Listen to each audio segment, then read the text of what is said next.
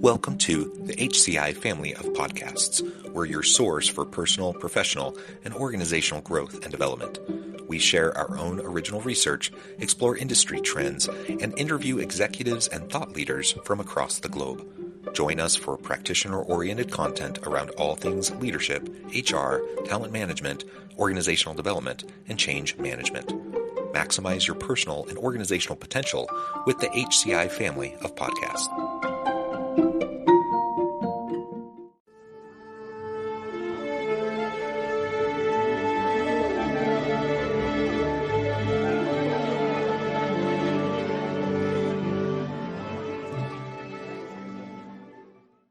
Randy Brazie and Geoffrey VanderPal, welcome to the conversation today.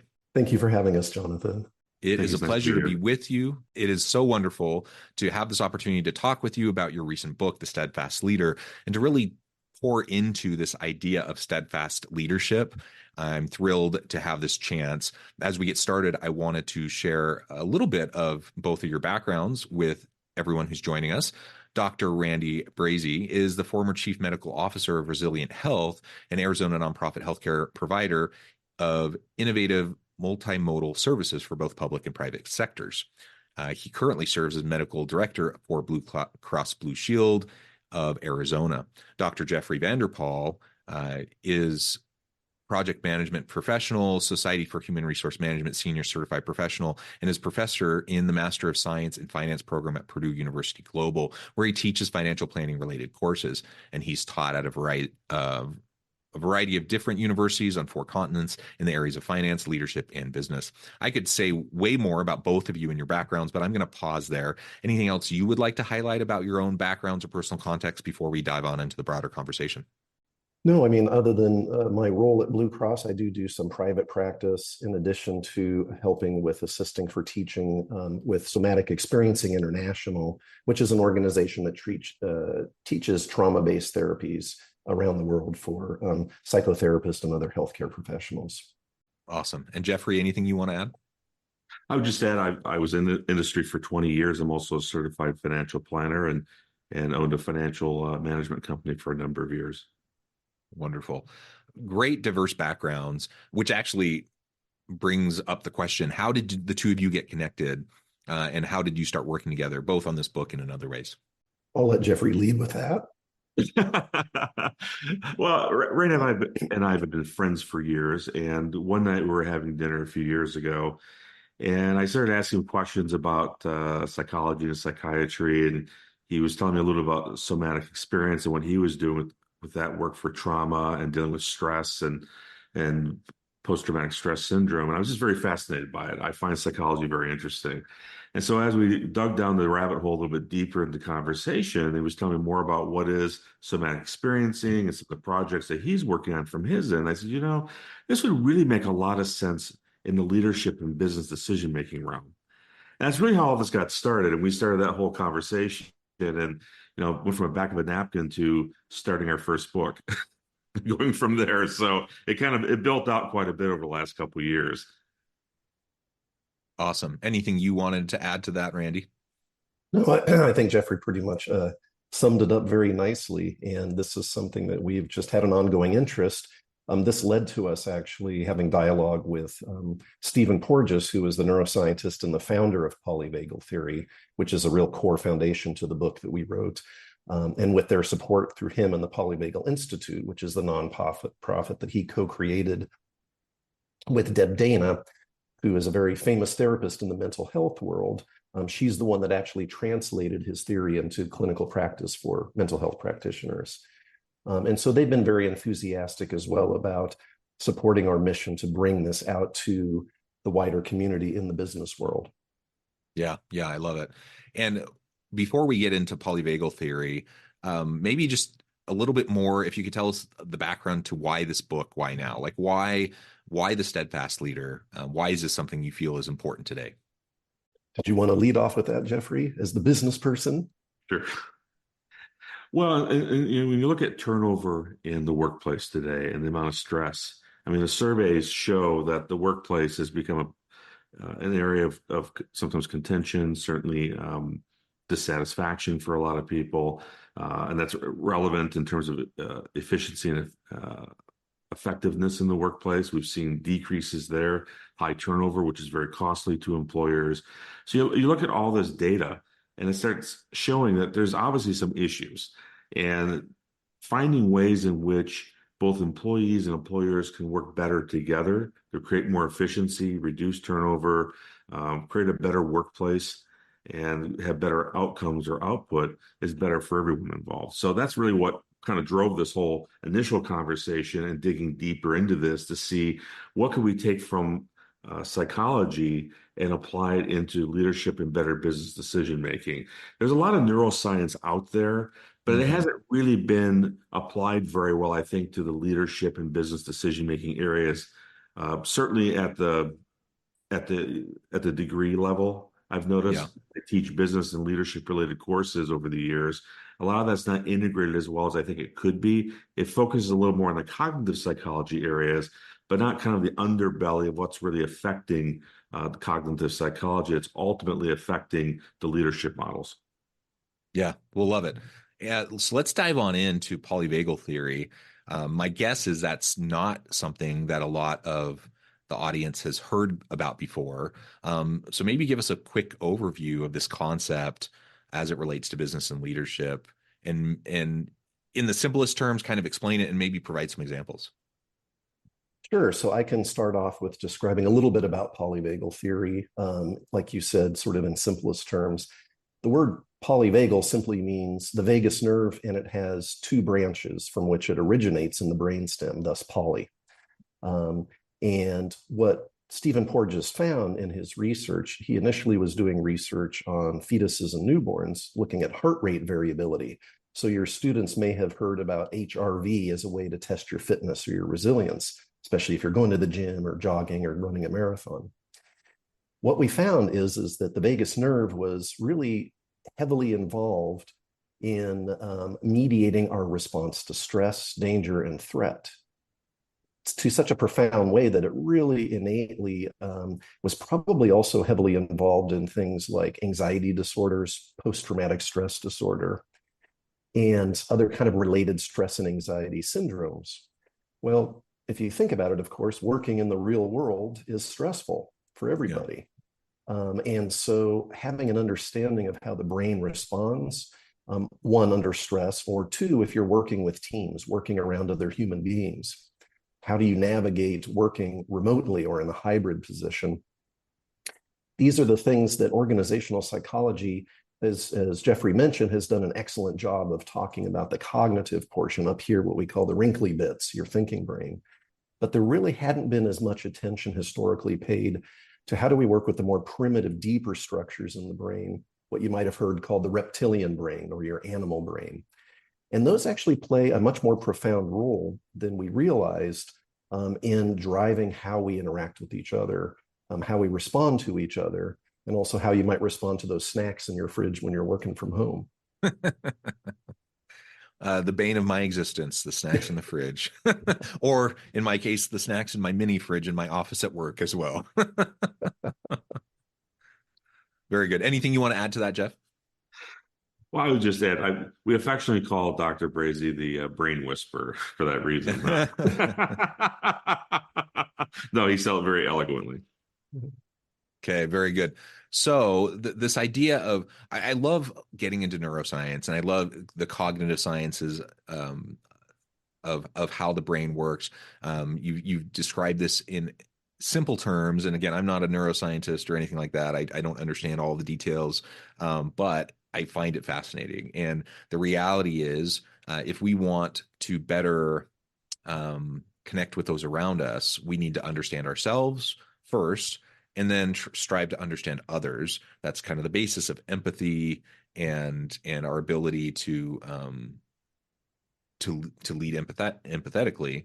And this idea of polyvagal theory and just it's another layer of self-understanding, I think, and understanding how other people work, and that reptile brain, as you mentioned it, like just really understanding the evolutionary psychology behind how our brain works and why it works the way it does, and how we process things and why we interact with others the way we do. Super, super important in, I think, any sort of leadership approach as we're trying to define our own style and our own approach to working with those around us. Another concept in the book that you talk about is instinctive leadership. What do you mean by instinctive leadership, and how does that differ from other types of leadership theories that are out there? Geoffrey? Well, leading by the gut is sometimes what we refer to it generically, but that feeling you get in certain situations, and sometimes you truly trust that feeling once you develop that intuition, those feelings further with practice and time. But listening to yourself, understanding yourself, being self-aware is all part of that process. And I think from a leadership perspective, we don't really talk about self-awareness, especially in most leadership models. We're not very self-aware. And I think that's a big component that's missing when we look at leading and managing people. And that's an area we focus on very heavily in the Steadfast Leader book. Yeah, I 100% agree. I think the fact that so many leadership theories are missing that self-awareness piece is a huge limitation. We can't understand others until we understand ourselves first. And it's a reciprocal process. Like the more we understand about ourselves, the more we can understand others. The more we understand about others, the more we can understand about ourselves. And so that's definitely something we want to be able to build out. And I like how on the one hand, you have the polyvagal theory. That's like the hardwired brain, like the reptilian brain elements, right? We don't have a lot of control over that other than to better understand what's happening, so that if we can understand what's happening, at that point, we can make a choice to step back and like decide how we're going to respond to things, even if our instinctual kind of approach might be a little bit different than what ultimately we would say we wanted, or whatever, given our modern sensibilities. Having that gut approach, as you mentioned, Jeff, is also an important part of leadership. It's one that gets talked about a lot, and I think combining the kind of the gut kind of emotional approach to more of a hardwired like understanding of how we work in the analytical brain. I think those two together can if we better understand ourselves and how those interact with each other, and how we interact, those lead to how we interact with others, I think it just enables us to not only, through self-awareness, better understand what's happening, but to marry the best of both worlds, and the heart and the mind get connected, right? And now we can lead with both empathy and compassion, while also leading with cognitive stability and like analytical thinking and critical thinking skills that are going to be necessary for us to make sense of complex situations. Yeah, there's actually a relationship between different, for example, IQ, intelligence quotient, EQ, emotional quotient, SQ, social quotient. And there's a direct relationship between those three. And it's a didactic kind of relationship between all three of those back and forth. And that's really what we wanted to focus on primarily with this book as well, is that relationship and how to utilize that in a very efficient way to make better business decisions and to lead people in a better way. But self-awareness is really the starting point of all this. Yeah, excellent. And Jonathan, one thing I would add on to that is that, as you were talking about, when it comes to making decisions, when the brain gets triggered into a state of fight or flight, or whether we think the brain thinks that there's some danger, it literally disconnects the thinking brain. And so there's a pathway between your thinking brain and your instinctive brain, your animal brain, called the insular cortex, or the insula cortex, for anybody who's interested.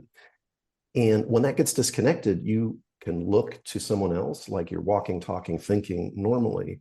But with that disconnect, really nothing's coming in. There is that disconnect in you making decisions. And so one of the core principles is, if you know yourself, you can downregulate yourself out of that state of fight or flight, so that you can actually make more rational decisions, and also really take in what's going on around you, and really be able to work with it. Yeah, excellent. So we have this idea of polyvagal theory that we've explored a little bit, instinctive leadership that we've explored a little bit. How do these then come together to create what you call the steadfast leader? Yeah, I would say, really along the lines of what Geoffrey and you were talking about is that the first step is to know thyself. So we covered that already, right? And this is something we do when we do therapy for people with PTSD or other trauma or anxiety related issues, is that you have to know where you're at as far as how your system's responding, but then you also need to know the skills on how to get yourself to where you want to be. So if you're panicking or you're edgy or you're irritable, what can you do on a practical level so that you can get yourself into the best state to make decisions? So really a steadfast leader is somebody that they're going to experience stress, right? This is part of life. And we're not in the book saying that somebody is just going to kind of like float on a cloud and be free of all trauma. That's not a realistic, approach. You can't run or work in a large company or a small one if you're just floating in the ethers. But how can you really have that built resilience, the increased capacity in the nervous system, so that you can get yourself to where you want to be, so that you make your best decision for you and for your team going forward? No, those are all very important points. And like I said, this is something that I'd like to see actually brought into academic areas as well as the professional areas, because I think this information is so important. It's a missing piece of the puzzle for more effective leadership and better business decision making. Yeah, yeah. Well, and just overall, I love the title, The Steadfast Leader. I like the imagery in my mind that evokes, kind of some of the characteristics and the qualities I think that I come to mind of steadfast leadership. Maybe you can speak to that from your perspective. Like, what are you really thinking about when you think about the steadfast leader? I think I just think of a steady hand, so to speak, a steady hand leadership. And when stressors and anxiety and issues come into play, being able to handle that in a mature, steady way, a healthy way, to make better decisions and not shut down, basically. And can I key in on the word mature? Because that's I often I'll talk with my wife where she's a professor as well, so she teaches stats and calculus and these types of things. I'm on the leadership and HR and OB side, and so we kind of have different approaches to how we look at a lot of things, but when it comes to education, we often come home at night and we talk about stuff, and I often will say, can't we just all be mature adults in how we approach the most challenging issues that face our organizations and our society? I wish we could just be more mature. And really what I mean by that is kind of what you just said, Jeff. I think so often, because of the stressors, because of the anxiety, we become so reactionary, and it really is kind of an immature thing to just respond immediately to whatever emotion you might be feeling. That's not to negate emotion. Like, emotions are important. They're important signals to us. But just like a child has to learn how to regulate their emotions and how they interact with other people, I would hope by the time we're all adults that we've learned how to do that. But it's evident to me that many have not learned how to do that, because you have all these crazy decisions that are made, and you're just like, on the one hand, I get it. I get why a leader may have made that decision.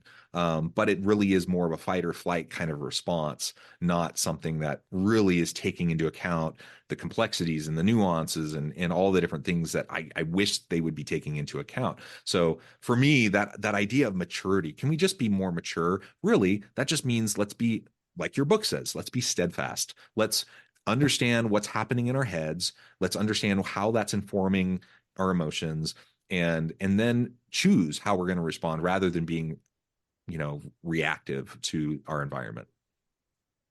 Right, and that's what Stephen Porges calls the social engagement system, which is dominated by the ventral vagus. So ventral means more towards your nose, dorsal is more towards the back of your head. And that is the system that is supposed to be developing and growing as you go through childhood and adolescence. And when it comes online, it actually has a lot of modifying behavior for our eye contact with each other, tone of voice, facial expressions. So one would hope that system developed normally. Obviously, kids who are raised in very adverse kind of situations, there may be some disruptions in that. But it can get disrupted anyway, even if it's a normal system, if you have enough stress and you don't do anything about it, don't do anything with it. Yeah, yeah, excellent.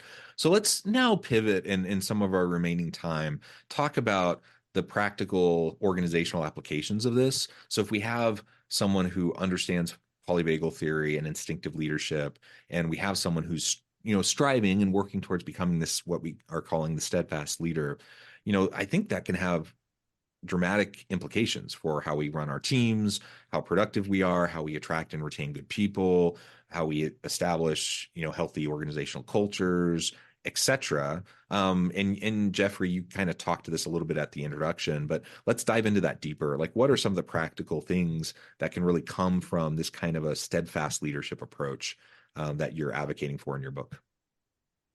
Sure. And understanding when you're dealing with people, understanding their emotional situation at that moment in time and how to deal with that emotional situation is really important. So here's just an everyday example. So you maybe work in a sales or customer service environment and you have an agitated customer come in, right? They come in, they're all kind of angry and they're raising their voice a little bit and they're kind of gruff and so how you respond to that and how you bring that person down is important. Saying to someone, hey, you need to calm down. No, we know that doesn't work very well, right? It ends up making people more angry, actually. Probably not a good thing to do when you're in that circumstance when you're trying to bring someone down um, to a state where they're more calm and relaxed. And so there's techniques that we talk about in the book and how to approach, and there's some case studies that we weave through the book as well and talk about this in different scenarios and how you're dealing with certain circumstances, how to deal with it in a healthy way. So, if you're dealing with an angry customer in that example, how do you bring them down to a point where they're more calm, they're more receptive to hear what you're saying? Because when someone's really angry and they're really activated, they're in the wrong state of mind to listen to you, right? No matter what you say, generally they're angry and they're on their path and they're not really listening to you. But how do you get to a point not only to calm down and calm the nervous system down, but to have them actually listen to you and respond? And Randy can talk more about that, but in that regard, but that's what we're trying to facilitate with this material in the book and some of the research we've published beyond the book as well in some of the journals is how do you deal with some of these circumstances and connect the dots with this to help people better manage their circumstances. Yeah, and it certainly also ties into, as we talk about in some of our chapters, leadership and management. You mentioned your background in that, Jonathan. How do you work with a team? How do you because teams will sometimes squabble or get into it or work well together. And how do you sort of have the most effective role as a leader or as a manager? We even talk on the HR side, how do you maybe potentially improve recruiting, getting the right candidates in? How do you screen them using some of these principles? Is that possible? So the idea is of course, we're not trying to teach people sneakily to become junior psychotherapists. That's not the point at all. But it's really, what are the skills on the fly? And the nice thing is when you're working with the primitive instinctive brain, it's very nonverbal. It doesn't understand language. And that's a key point for people to take away. You can't think your way in or out, but you can use your thinking brain to then try to help regulate, modify, improve the state that you're in so that you can then sort of reflect that back to the other person. Because I guarantee you it's a process, and we define it in the book, called neuroception, which is simply the nervous system's perception. And it simply states that if you are like really all agitated, but you're kind of masking it, their system knows you're agitated. You're not fooling them. And so people will kind of riff off of each other, bounce off of each other. And these are things that really, no matter what your role is, like Geoffrey said, you're dealing with the agitated customer, or maybe you're working within your own team. These are principles that you can actually apply on a practical level, regardless of what you're doing. Yeah, excellent. All right. Well, Randy and Geoffrey, I note the time. I do want to provide some time for some Q&A. So we'll start to wrap up this portion. But I do want to give you a chance to just share with anyone who's joining us, anyone who's listening or watching this later, where they can find your book, where they can find out more about your work, And then if you have any final word on kind of this topic of steadfast leadership, and then we'll move into Q&A. Our website for a book is steadfastleader.com. It's also available at Barnes & Nobles and Amazon, other books. In addition, our website for our firm is neuroconsultinggroup.com. Excellent. And any final kind of thoughts along this idea of steadfast leadership before we go into Q&A? I would just add that I think this is, I'm not saying this is hyperbole, but it is a bit of a groundbreaking book. There's no other leadership book that addresses using polyvagal theory, neuroception, some of the other concepts that we bring in from psychology into the business world. This is the first of its kind. That's why McGraw-Hill decided to publish this book, because it is quite unique in that regard. It's not like other leadership books that, to a certain degree, a lot of them just kind of mimic each other or kind of rehash very much the same information over time. This is something that's actually quite different. So we do encourage people to read the book. It's quite unique in that regard, and I think it can be very helpful for people. Excellent. All right. With that, I want to open it up to any Q&A. I have some live guests who are joining us. Feel free to throw a question in the chat, or if you want to unmute yourself and ask a question, either would be just fine.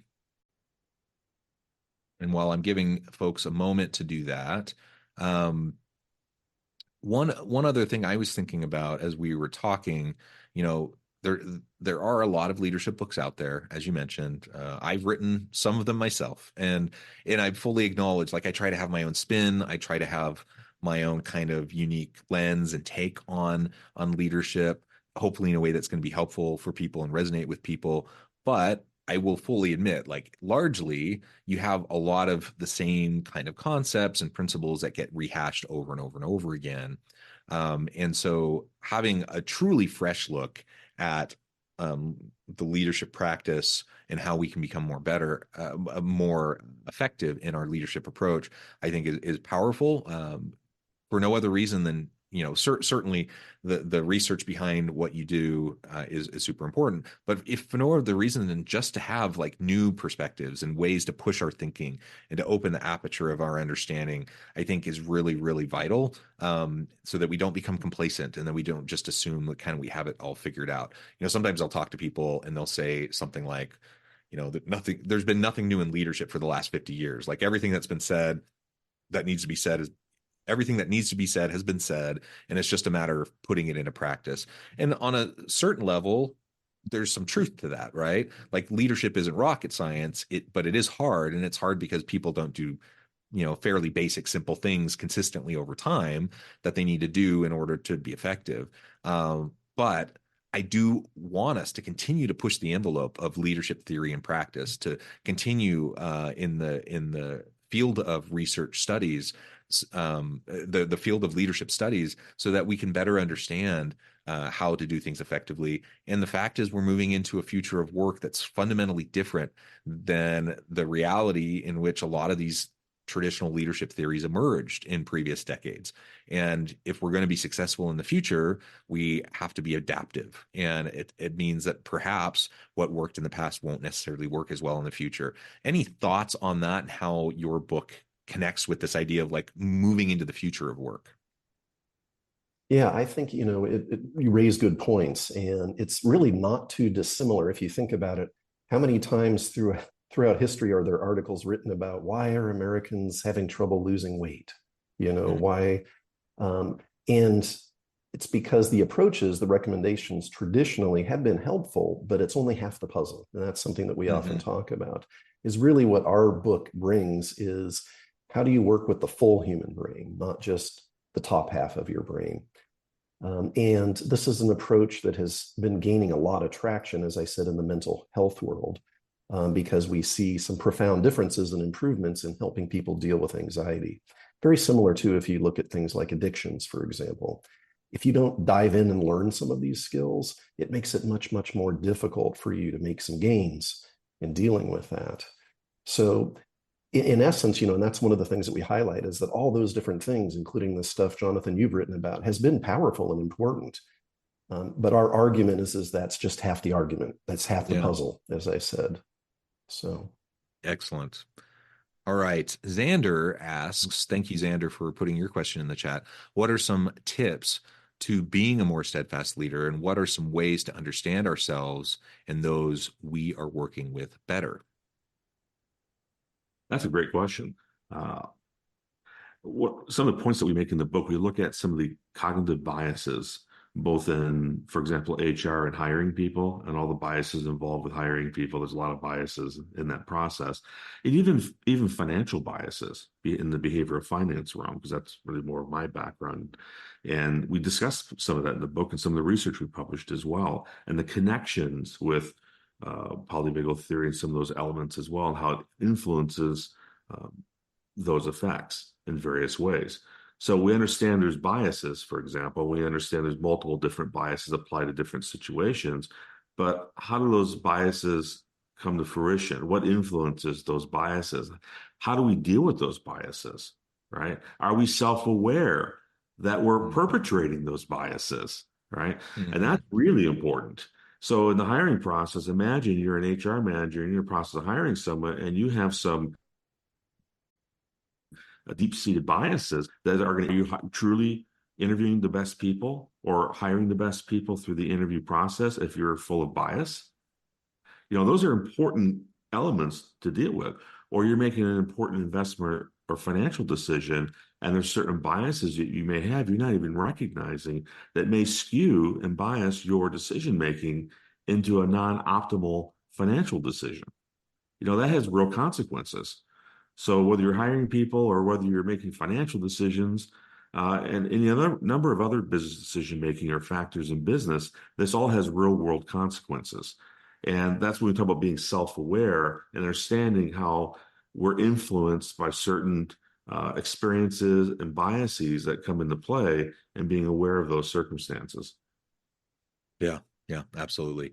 So as you both mentioned, the reptilian brain, our the way we've developed evolution from an evolutionary psychological perspective, it is what it is, and we can't control what comes up for us, but we can control how we respond to what comes up to us for us in any given situation. We do have that level of control, and so better understanding our implicit unconscious biases is a big part of this.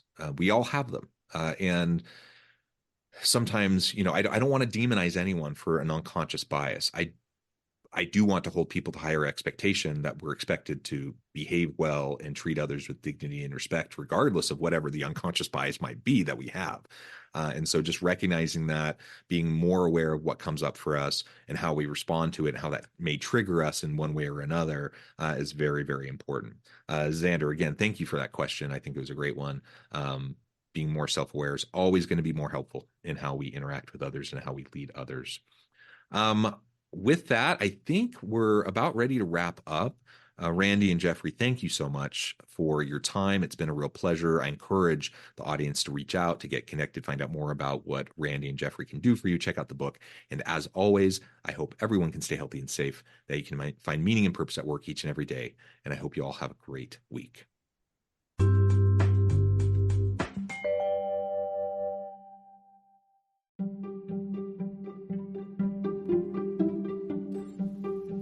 Thanks for joining us for this episode of the podcast. We hope you stay healthy and safe, and please join us again soon.